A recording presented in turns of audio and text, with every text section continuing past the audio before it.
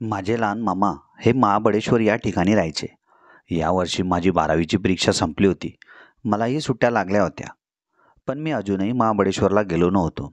मी माझ्या मित्रांच्या सांगण्यावरून व टीचरांच्या शिकवण्यावरून मला समजले होते की थंड हवेचे ठिकाण महाराष्ट्रात म्हणजे महाबळेश्वरच. मला ते पाहिजे होते म्हणून मी आईला आग्रहाने सांगून या ठिकाणी आलो होतो. माझे मामाचे लग्न नुकतेच झाले होते, म्हणजे 2024 नोव्हेंबरमध्ये. माझ्या मामाची या ठिकाणी खूप मोठी हॉटेल व गेस्ट हाऊस होते. माझे नाव अजय. खरंच खूपच सुंदर ठिकाण होते. मी ज्या दिवसापासून या ठिकाणी आलो होतो त्या दिवसापासून मी या निसर्गरम्य वातावरणात रमून गेलो होतो. मला येऊन या ठिकाणी 2च दिवस झाले होते. मामा व मामी यांचे अरेंज मॅरेज झाले होते. मामी ही गायिका होती. त्या खूप सुंदर गाणं म्हणायची. कोणताही विषय दिला की त्या लागलीच त्यावर एक सुंदर कविता नाहीतर गाणं तयार करूनच ठेवायची. मला मामींमध्ये काहीही इंटरेस्ट नव्हता. मामींचे वय हे 23 वर्ष होते आणि मी नुकताच वयात येऊन हळूहळू मलाही समजायला लागलं होतं. मामींबद्दल माझे आकर्षण हे मागच्या रविवारी झालेल्या चॅम्पियन्स ट्रॉफीच्या फायनल मॅचच्या वेळेस वाढलं. मामी दिसायला अगदी सुंदर व कवड्या होत्या आणि त्यांनाही क्रिकेटमध्ये फार इंटरेस्ट होता. दुपारी टॉस पडला आणि ज्या वेळेस भारताची टीम फिल्डिंगला आली त्यावेळेपासून ते मॅच संपेपर्यंत आम्ही सोबतच शेजारी बसून त्या मॅचचा आनंद घेत होतो. जेव्हा न्यूझीलंड टीमची बॅटिंग संपली त्यावेळेस काही मिनिटासाठी ब्रेक होता. त्या ब्रेक अगोदर मामी यांनी साडी घातली होती. त्या साडीतही फार सुंदर दिसत होत्या. मी टी व्ही समोर बसूनच बॅटिंगचे हायलाईट पाहत होतो. मग मामी आपल्या रूममध्ये जाऊन काहीतरी करत होत्या आणि त्याच वेळेस मी पण फ्रेश होण्यासाठी बाथरूममध्ये जाऊ लागलो आणि माझे लक्ष अचानक मामींच्या रूमकडे गेले. मामी आपल्या सुंदर शरीरावर गाऊन घालत होत्या. तो पिंक कलरचा गाऊन त्यांना फारच शोभून दिसत होता. मी काही वेळ त्यांची सुंदरता लांबूनच न्याहाळू लागलो. पण त्यांचं लक्ष माझ्याकडे जाण्याआधीच मी बाथरूममध्ये गेलो आणि काही वेळानंतर मी तयार होऊन बाहेर आलो. तेव्हा मामी या टी व्ही समोर बसल्या होत्या आणि मला पाहून त्या म्हणाल्या, "अरे अजय, आप चाय पिओगे?" मग मी त्यांना हो सांगितले. मग मामी या किचनमध्ये येऊन चहा बनवू लागल्या. मला तरी काहीतरी खाण्याची इच्छा झाली म्हणून मी मामींना सांगितले, "मामी, जो मामा ने नागली के पापड़ खरीद के लाए थे वह मुझे फ्राय करके देना, मुझे खाने का मन कर रहा है." तेव्हा मामी मला म्हणाली, "अरे अजय, पहले पापड़ खा लो, फिर चाय पी लेना, तब भी पापड़ खाने का मजा आएगा." त्यावर मी मामींना ठीक आहे म्हणालो. काही वेळानंतर मामींनी 3 पापड फ्राय करून माझ्यासमोर आणून ठेवले. मग मी आणि मामी मॅच पाहण्यासोबत पापडही खाऊ लागलो. मामी या माझ्या समोरील सोफ्यावर बसल्या होत्या. मामींचे लक्ष टी व्हीकडेच होतं आणि माझं लक्ष थोड्या वेळा अगोदर जे मी रूममध्ये पाहिलं त्याच्याकडे होतं. आणि अचानक पापडाचा एक तुकडा मामी खात असताना त्यांच्या तोंडातून खाली पडला आणि त्याला उचलण्यासाठी मामी जेव्हा खाली वाकल्या तेव्हा माझे लक्ष त्यांच्या त्या ठिकाणी गेले. ते जेवढून इतके सुंदर व कोवळे दिसत होते. त्यांना पाहून माझ्या हातात असलेल्या पापडाचा चुराडाच झाला. त्या क्षणाला मामींच्या आतल्या भागात कोणतेच कपडे त्यांनी घातले नव्हते, म्हणून वरून ते अगदी फ्री स्टाईल दिसत होते. त्यांना पाहून माझ्या हातांची चुळबुळ जास्तच वाढू लागली. पण अधूनमधून माझे लक्ष टी व्हीवरून मामींच्या त्या ठिकाणी जास्त जात होते. आता आमच्या दोघांच्याही प्लेटमधील पापड संपले होते. तेव्हा मामी मला म्हणाल्या, "अजय, चाय पिओगे ना अभी?" मग मी मामींना म्हणालो, "मामी, पहिले पाणी पिला दो, उसके बाद चाय पिलाना." त्यावेळेस रोहित शर्मा आणि शुभमन गिल हे बॅटिंगवर आले होते. भारताची बॅटिंग सुरू झाल्यामुळे मामींनी लवकरात लवकर चहा बनवला आणि चहाचा आनंद घेत आम्ही दोघांनी त्यांच्या धुवेदार ओपनिंगची सुरुवात पाहिली. आता संध्याकाळचे 8 वाजले होते. मामांच्याही येण्याची वेळ झाली होती. तरी मामींनी अजून मामांना स्वयंपाकासाठी फोन लावला नव्हता. 2 दिवसापासून मामी दररोज संध्याकाळी मामांना फोन लावायच्या. आज जेवणात काय बनवू यासाठी. थोड्याच वेळात मामाही घरी परतले होते. मामांना शुगर असल्याकारणाने मामा चहा घेत नव्हते. मामांनी आम्हाला सोफ्यावर बसलेले पाहून त्यांनाही आनंद झाला आणि ते आम्हाला विचारू लागले, क्या हालचाल रहा है इंडिया का? अच्छे खेल रहे की नहीं? त्यावर मामी म्हणाली, आज तो इंडिया ही जीतेगी. काफ़ी अच्छी सुरुवात हुई है हमारी. तेव्हा मामाने मामींना विचारले, आज खाना बनाना नहीं है क्या तुम्हें अंजलि? तेव्हा मामी मामांना म्हणाली, अजी सुनते हो, आज रात का खाना बाहर से लेके आओ ना. मेरा खाना बनाने का मन ही नहीं है. मैच भी अभी रंग में आ चुकी है, शायद आखिरी ओवर तक जाएगी. तेव्हा मामा मामींना म्हणाले, अंजलि मैं अभी बाहर से आया हूँ, मेरा भी मन नहीं है बाहर जाने का. और तुम्हें 3 आदमी का खाना बनाने में कितना वक्त लगेगा? मगर नहीं, बाहर का ही खाना खाना है इसे. तेवढ्यात मामा आणि मामींमध्ये नोकझोक सुरू झाली. नहीं देखनी है मुझे मैच, रुको तुम घर में, बनाती हूँ मैं खाना. मामी संतापात TV समोरून उठून किचनमध्ये गेल्या आणि फटक्यात जो स्वयंपाक लवकर करता येईल तो त्यांनी बनवला. 20 मिनिटात मामींचा आवाज किचनमधून आला, चलो खाना तयार आहे खा लो. आणि मामा मला म्हणाले, चल अजय जेवण करून घे. आणि आम्ही जेव्हा जेवणासाठी खाली बसलो तेव्हा मामींनी किचनमधूनच ताट तयार करून आणले होते. ताटात पिठलं पोळी होती.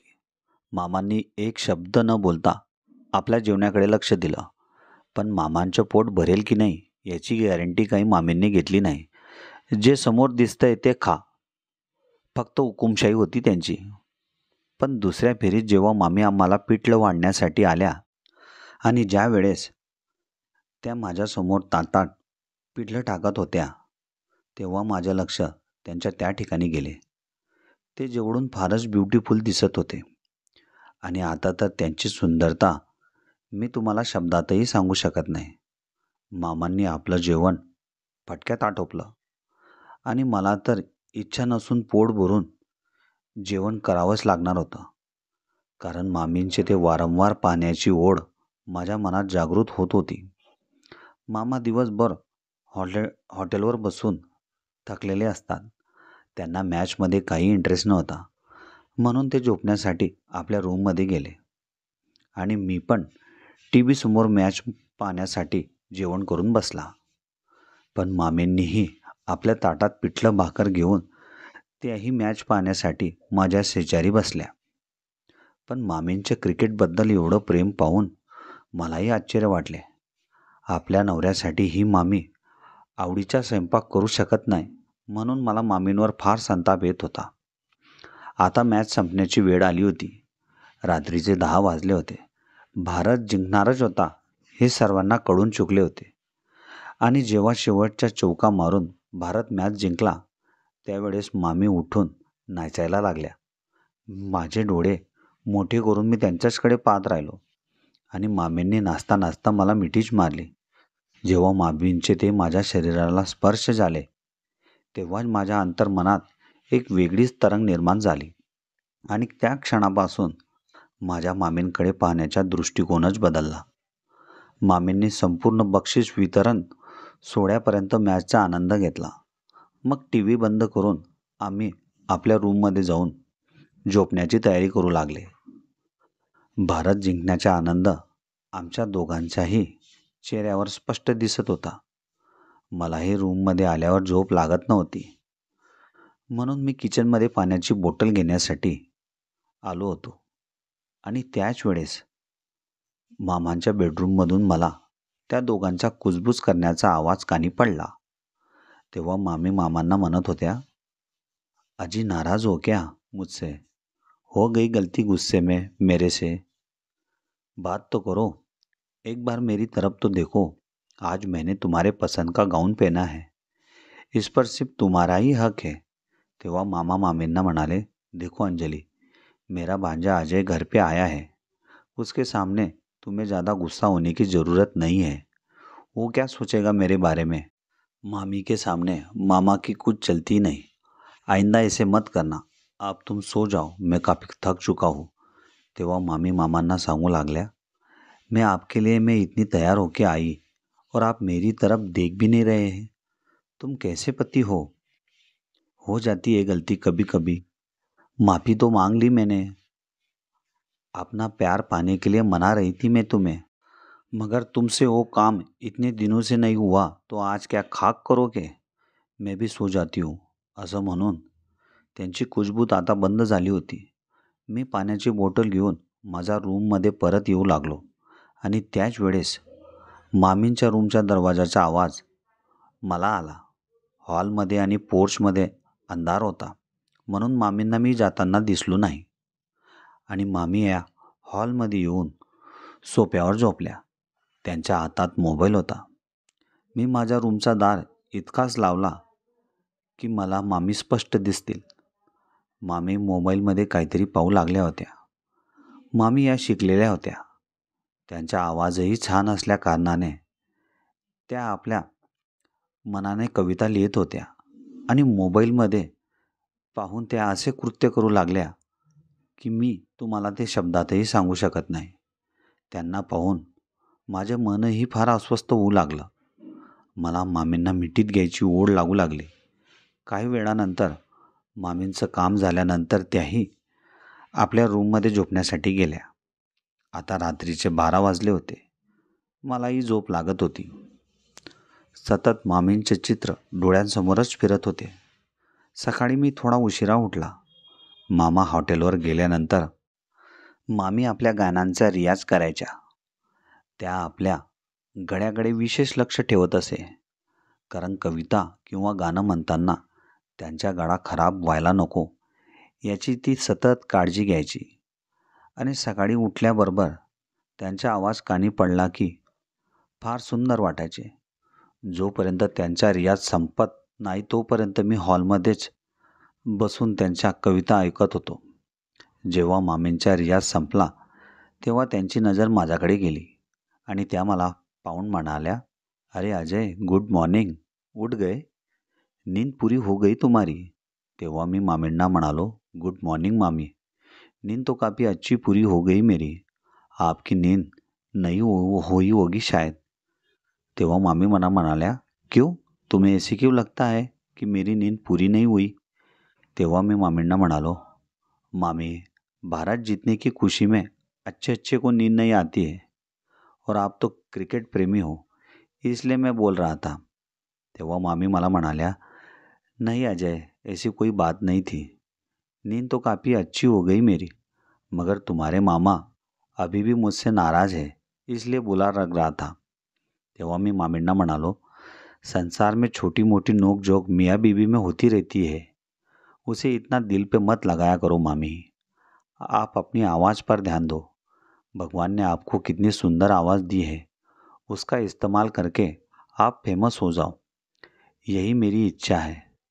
मग मामी मला म्हणाल्या, मगर तुम्हारे मामा मुझे कहीं जाने देते ही नहीं है. मेरे जो दोस्त लोग हैं वो मुझे कई प्रोग्राम अटेंड करने के लिए बुलाते हैं, मगर तुम्हारे मामा के गुस्से के कारण मैं उनका मन नाराज़ नहीं करती और उन लोगों को मना कर देती हूँ. तेव्हा मी मामींना म्हणालो, मगर मामी, आप बिना प्रोग्राम किए ही फेमस हो सकती हो. आपकी आवाज़ हम सोशल मीडिया पर डालेंगे. आपकी आवाज़ सुनकर लोग आपको पहचानने लगेंगे. फिर कुछ ही दिनों में आपको भी बड़े बड़े शो करने के लिए फ़ोन आएंगे. तेव्हा मामी मला म्हणाल्या, मगर अजय, मैंने सोशल मीडिया के बारे में सुना है कि लोग रातों रात सुपरस्टार हो जाते हैं, मगर मुझे इन चीज़ों पर भरोसा नहीं है.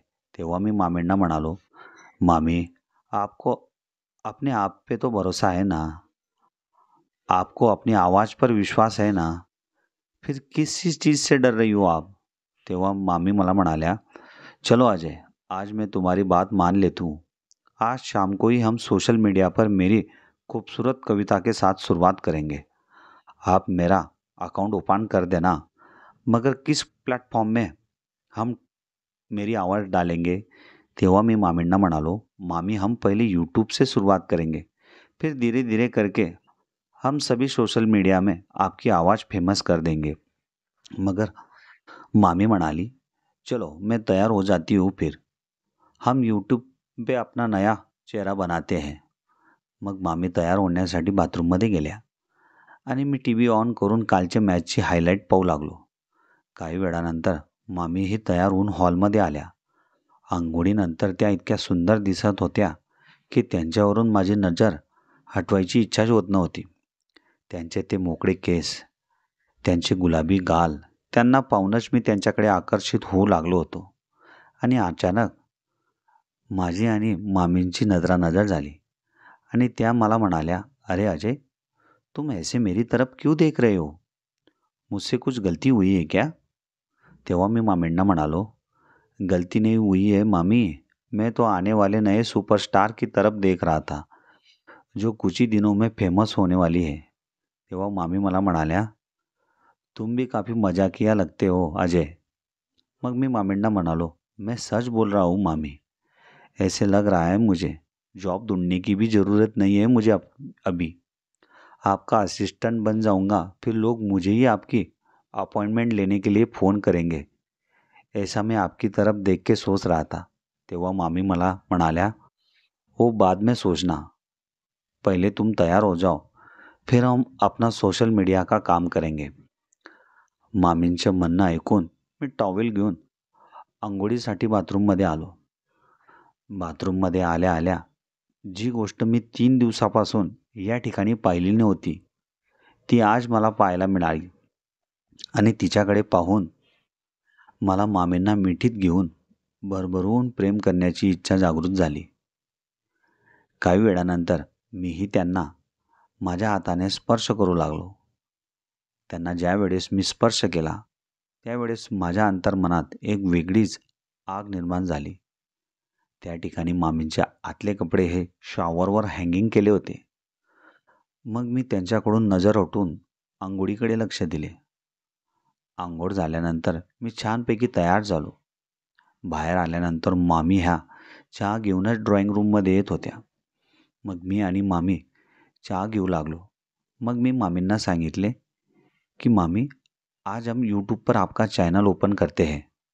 बाकी काम हम यूट्यूब पर ही वीडियो देखकर सीख जाएंगे, जैसे कि एडिटिंग करना हो, बैकग्राउंड म्यूजिक देना हो, अपना खुद का वॉइस लगाना हो. इसके बारे में यूट्यूब पर काफ़ी वीडियो है. हम उस वीडियो को देख के बाकी काम सीख लेंगे.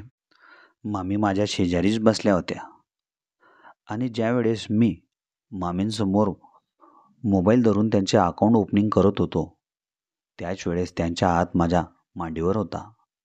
त्यांच्या हातांचा स्पर्श माझ्या पोटात गुदगुल्या करू लागला होता आणि मामी या गाऊनवर होत्या. त्याही त्यावेळेस अगदी सुंदर दिसत होत्या.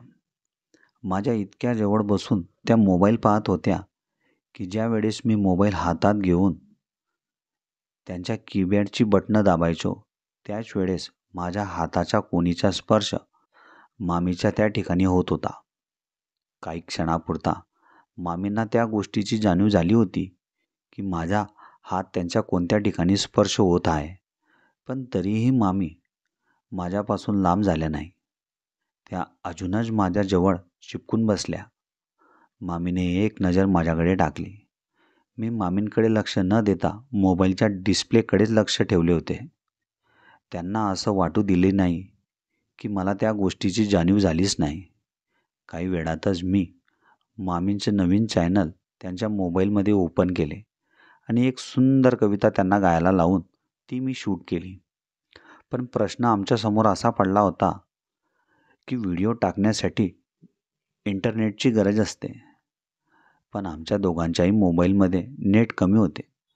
म्हणून मी मामींना सांगितले, मामी, हम शाम को ही इस वीडियो को आपके चैनल पर अपलोड करेंगे. मैं बाज़ार जाके अच्छे वैलिडिटी वाला डाटा पैक आपके मोबाइल में डलवा के 20 वीडियो को अपलोड करूँगा, ताकि यह वीडियो बीच में अपलोड करते समय रुक न जाए, इसलिए. त्यावर मामी मला म्हणायला, ठीक है, तुम्हें जैसा अच्छा लगे, मगर मेरा काम तो हो गया ना, अब बचा तुम्हारा काम. हाँ मामी, आपका काम हो गया. मैं अभी बाज़ार जाके अच्छे डाटे का रिचार्ज करके आता हूँ.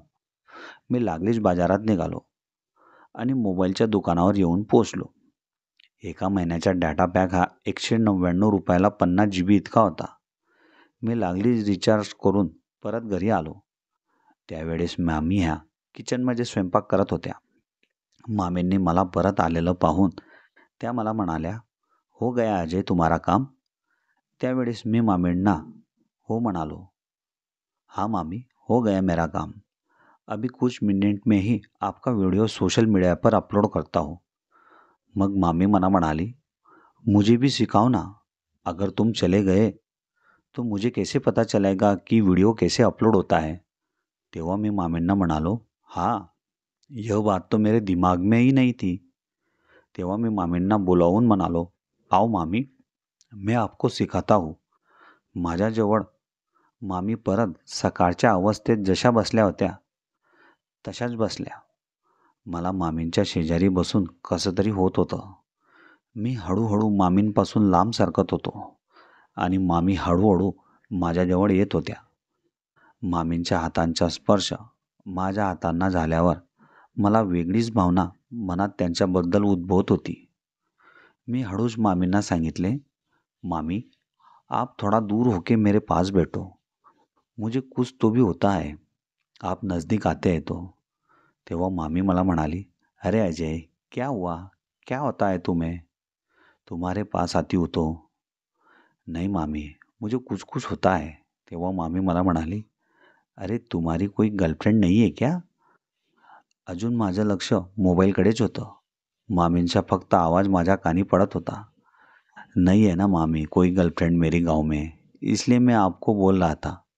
मामी मुद्दामूनच माझ्याकडे अजून सरकून बसल्या. काही क्षणातच मामींचा व्हिडिओही अपलोड झाला. मग मी मामींना म्हणालो, "मामी, आपका काम हो गया है अभी. 1-2 दिन इंतज़ार करते हैं. उसके बाद देखते हैं कि क्या रिॲक्शन लोगों का आपके व्हिडिओ पर आता है." मामी एकटक नजरेने माझ्याचकडे पाहत होत्या. माझ्या सांगण्याकडे त्यांच्या अजिबात लक्ष नव्हतं. तेव्हा मामींनी आपल्या हातात माझा हात पकडला. त्यांच्या हातांचा स्पर्श होतात माझ्या मनात एक वेगळीच तरंग निर्माण होऊ लागली आणि मामी मला म्हणाल्या, "अजय, तुम काफी सीधे और सरळ इंसान हो." मी आणि मामी आम्ही एकमेकांच्या डोळ्यात डोळे टाकून पाहत होतो. हळूहळू मामी आपले ओठ माझ्या ओठांपर्यंत घेऊन आली. "अगर इस सोशल मीडिया प्लेटफॉर्म से मैं अगर फेमस हो जाती हूँ तो इसका पूरा श्रेय अजय तुम्हें ही जाता है. इसलिए तुम मुझे अच्छे लगने लगे हो." ज्यावेळेस मामी माझ्यासमोर होत्या त्याच वेळेस माझं लक्ष परत त्यांच्या त्या ठिकाणी गेले.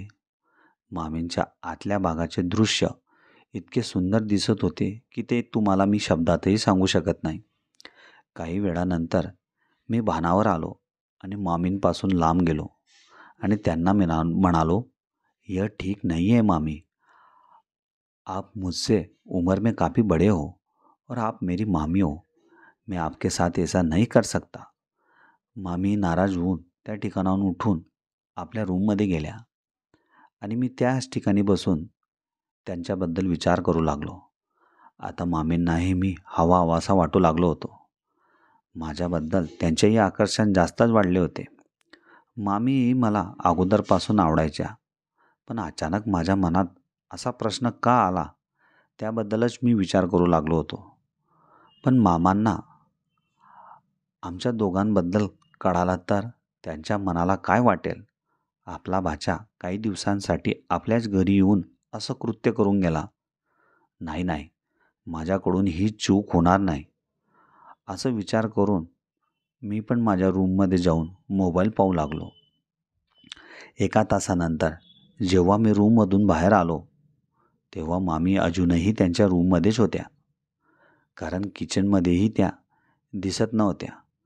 मी हळूवार पावलं टाकत मामींच्या रूमजवळ आलो तेव्हा त्यांच्या रूमचा दार उघडाच होता आणि मामी या मोबाईलमध्ये काहीतरी पाहत होत्या आणि असे कृत्य त्या परत स्वतःसोबत करत होत्या त्या मी तुम्हाला शब्दातही सांगू शकत नाही.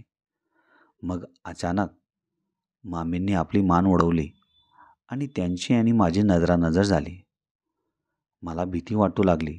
म्हणून मी फटक्यात त्या ठिकाणाहून निघून ड्रॉइंग रूममध्ये येऊन सोफ्यावर बसलो आणि काही मिनिटातच मामी माझ्या शेजारी येऊन बसल्या आणि मला म्हणालू लागल्या, अजय, क्या देख रहे थे तुम? तेव्हा मी मामींना म्हणालो, कुछ नहीं मामी, आप घर में दिखाई नहीं दे रही थी, इसलिए मैं आपको देखने के लिए रूम के पास आया था. मग हळूहळू मामींनी माझे दोघं हात आपल्या हातात घेतले आणि एकटक नजरेने माझ्याकडे पाहू लागल्या. तेव्हा मी मामींना विचारले, मामी, आपको मोबाईल देखने की ज़रूरत बार बार क्यों पड़ती है? तेव्हा मामी मला म्हणाली, अगर तुम्हारे मामा मुझे सही वक्त पर सही समय पर प्यार का इजहार करते और मुझे खुश रखते तो मुझे इन चीज़ों में कोई इंटरेस्ट नहीं था. मगर मेरी शादी को आज 4 महीने हो गए ना. तुम्हारे मामा ने मुझसे कभी भी प्यार से बात की नहीं, मुझसे प्यार जताने की कोशिश भी नहीं की. हर वक्त होटल पे जाना, घर आना, खाना और सोना, बस इतना ही काम उन्होंने अपनी ज़िंदगी में किया है. घर में बीवी आपका इंतज़ार कर रही है. उसे क्या चाहिए क्या नहीं चाहिए उसके बारे में कभी सोचा नहीं. हर पति शादी होने के बाद अपनी नई नवेली दुल्हन को बाहर घुमाने ले जाते हैं, मगर तुम्हारे मामा को मुझ में कोई इंटरेस्ट नहीं है. मुझे तुम इसलिए अच्छे लगते हो अजय कि तुमने मेरे बारे में सोचा कि मैं गाती हूँ, मेरी आवाज़ अच्छी है, मैं कविता बनाती हूँ, मुझे एक पहचान मिले, लोग मुझे जानेंगे, एक सुपरस्टार की तरह मेरा नाम भी होगा.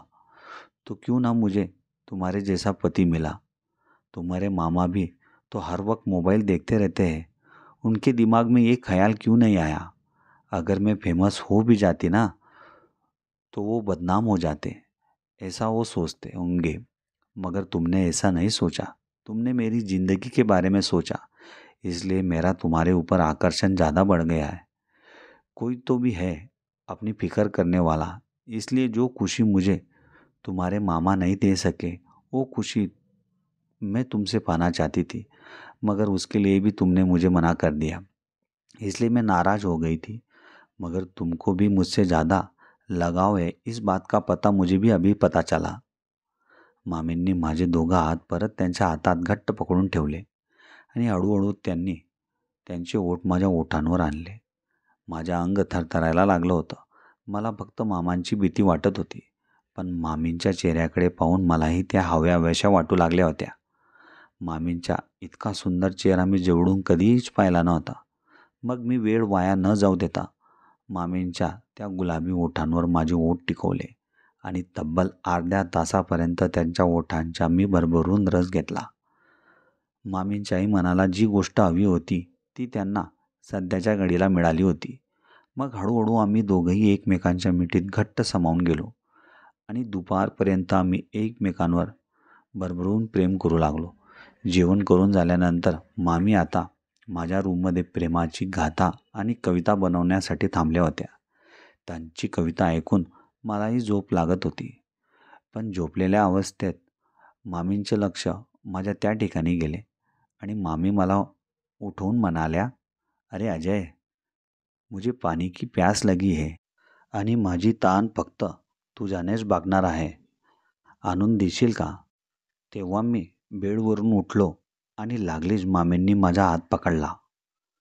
मग म्हणाल्या, अरे अजय, थोड़ा मेरा पास बैठो, मुझे कुछ काम है. मग मी मामींना म्हणालो, क्या काम है मामी आपको मुझसे? मामीने माझा हात ओढून त्यांच्याजवळ मला केले आणि परत त्यांचे ओठ त्यांनी माझ्या ओठांवर टिकवले.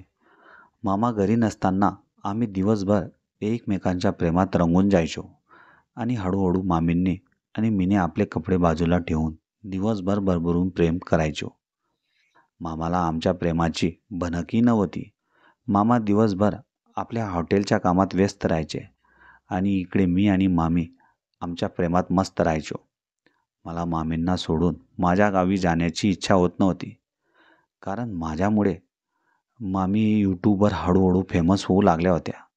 त्यांच्या व्हिडिओवर भरपूर लाईक आणि कॉमेंट्स येऊ लागल्या होत्या. दररोज आमचे नित्यनियम राहायचे. रोज सकाळी एक गाण्याचा व्हिडिओ बनवायचा आणि त्याला संध्याकाळी अपलोड करायचे. आणि मधल्या काळात आम्ही एकमेकांवर भरभरून प्रेम करायचो. अशा प्रकारे सुंदर मामीच्या प्रेमात मी अडकून त्याच ठिकाणी माझी पुढील शिक्षणही पूर्ण करून मी महाबळेश्वरलाच मामींसाठी स्थायिक झालो.